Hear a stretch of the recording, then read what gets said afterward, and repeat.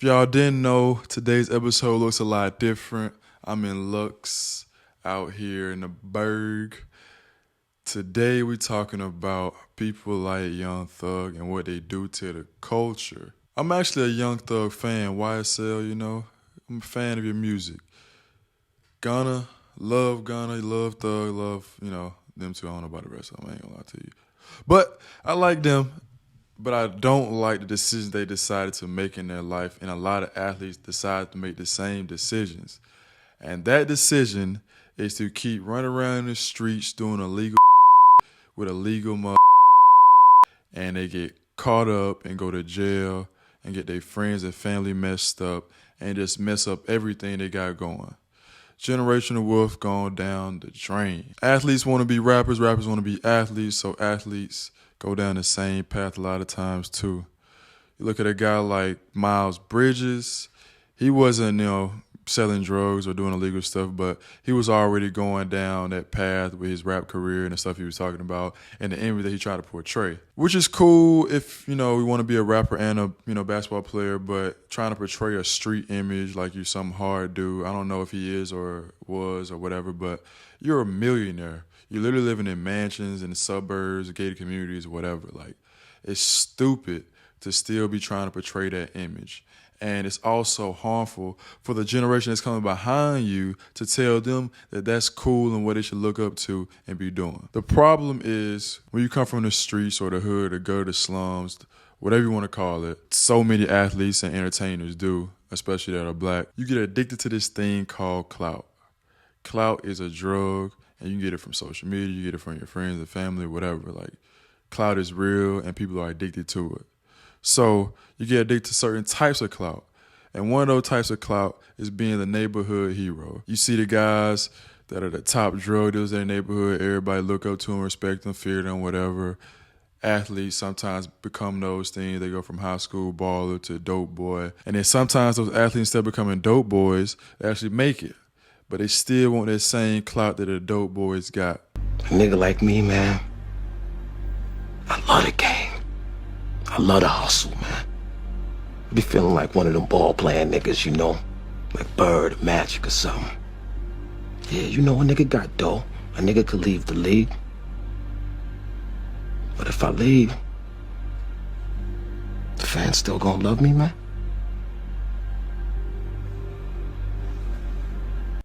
And even with the rappers, a lot of rappers about selling drugs, gang banging, street stuff, I listen to it just like you do. Turns me up just like, it turns you up. In all reality, it's stupid to be glorifying that stuff, and it's stupid to be a millionaire that's made it and you living that life. Young Thug been rich for a long time, and I don't know when the last, piece of evidence came up on him or what, of him talking about illegal stuff, trying to set up illegal activities or whatever they got going on their case. He been rich long enough to know that he don't have to do none of that stuff, and he's still straight, and his family's still straight, his kids still straight, and their kids probably still straight. You talk about dudes that got generational wealth that's still in the streets. Like, that's stupid. And I for sure want to make it known that I am not the type of person that thinks that it's okay for someone to leave their communities behind and forget where they came from. No.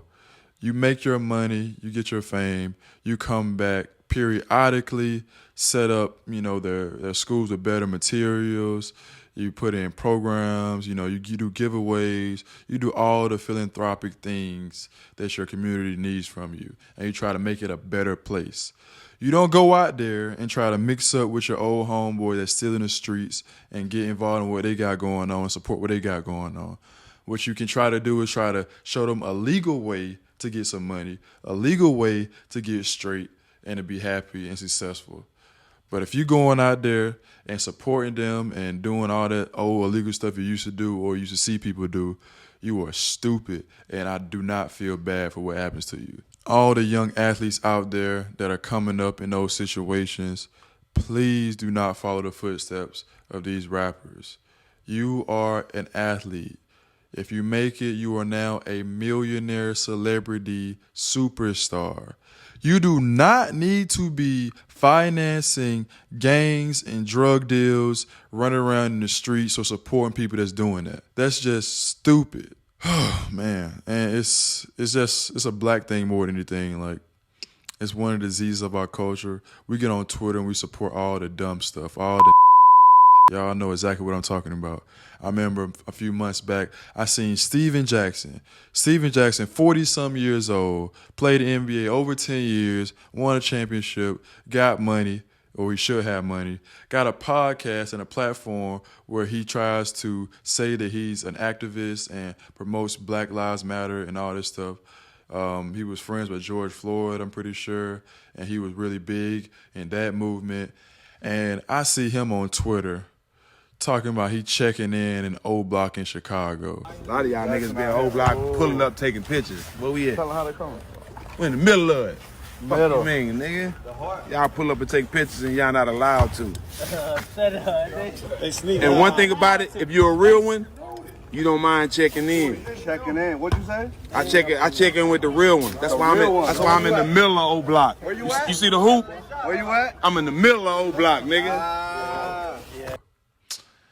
Like, bro, what?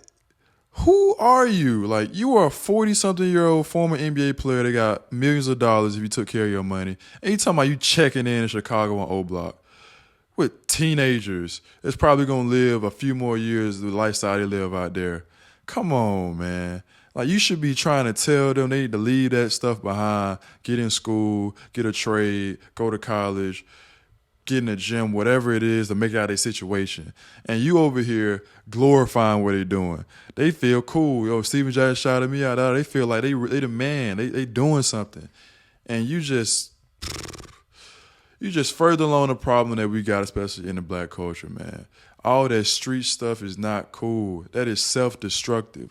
You want to talk about Black Lives Matter, but you want to gas up these people killing each other, this rap beef. We got the rap beef with Lil Durk and Quando Rondo and what happened to King Von. And as I'm recording this earlier, I think yesterday or the day or whatever, Quando Rondo and his friend got shot at, and I think he got shot and his friend died. And first thing I do, I look in the comments. I already know I'm going to see. Or they say, oh, Dirk finally slid for Von. It's about time, da-da-da. Like, what are you talking about? You talking about people killing each other, shooting at each other. And if they're not killing each other, they're going to jail behind trying to kill each other. It's just disgusting, man. I don't support none of that. And especially as an athlete, if you think you cool by doing that, you're just stupid. You hustling backwards. Your goal was to make it out of that situation, not try to make it and then get right back into it to be clouded up in your hood, man.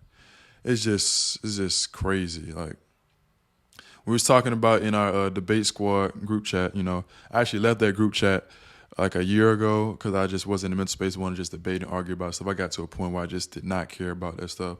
But I joined back over the summer, you know. One of the people in there, we was talking about something on Twitter and just added me back.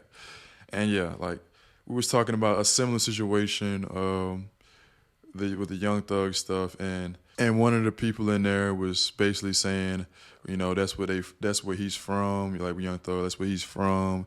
And he got to move a certain way based off of that. And the stuff was happening before he got on and a lot of stuff. Man, apparently they was collecting evidence after he got on. So the stuff that he was talking about on the phone, his phone got tapped, he was good. He had made it. He was fine. And it don't matter if he was fine or not when he did that stuff, but once you are rapping and you're putting like your name behind stuff, I don't care if you make it or not. Like, it's stupid to be talking about stuff that you can go to jail for.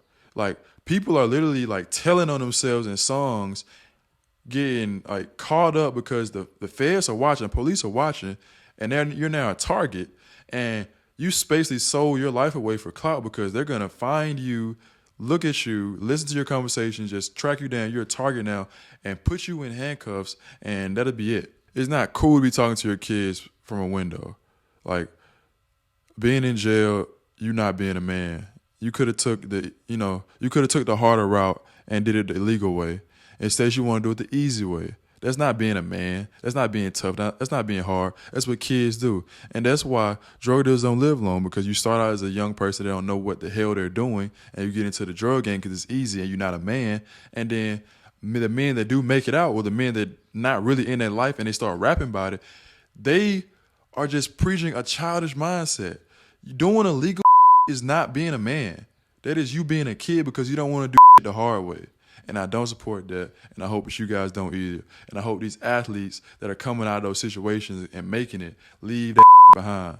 You don't leave your people behind, but you leave that lifestyle behind. You try to help them get out of the same lifestyle. That's all I got to say today. Hope you guys like this episode. Hope you guys like the setup. I'm trying out different things. We'll see. But yeah, it was a good episode. I hope you guys enjoyed it, and I'll be back to y'all next week with more content. If you're a trainer looking to take your business to the next level, Jimble's got you covered. Scheduling, streamlined bookings, and payments make it easier than ever for you to focus on the important things. The team at Jimble created a platform that connects its users to athletic facilities, training, and events. So if you're looking for a better way to run your business and engage your community, tap in. You can find us at jimble.us.